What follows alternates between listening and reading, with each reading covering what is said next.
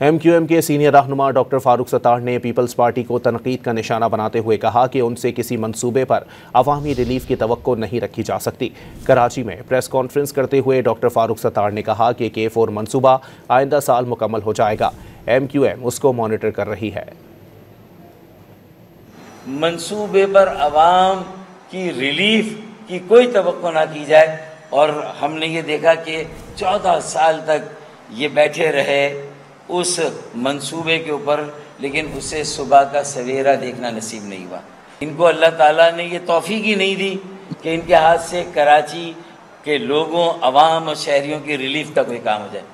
PMLN کی حکومت، جن کی متعلقہ وزارت میں یہ جو کام ہو رہا ہے K4 کا، پانی کی وزارت وابڈا کے تحت، اور MQM اس کو ریگولر مانیٹر کر رہی ہے، اس کے لیے باقاعدگی سے فنڈز دستیاب کر کے لا رہی ہے وفاق سے۔